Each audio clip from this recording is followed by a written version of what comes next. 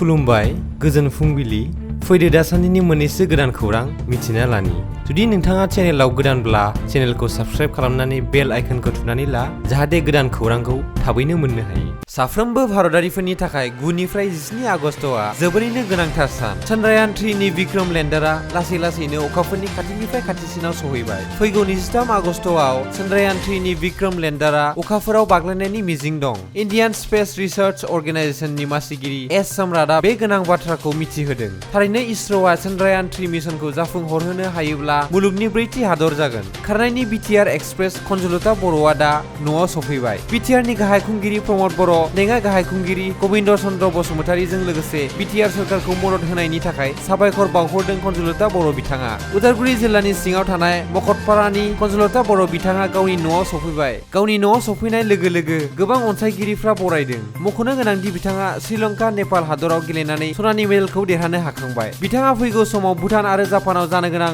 मुलुगनां बादायलायनायाव बाहागो लानो सिमां दं होनना फोरमायदों। खौराङा एसेनोसै, गोजोन्थों।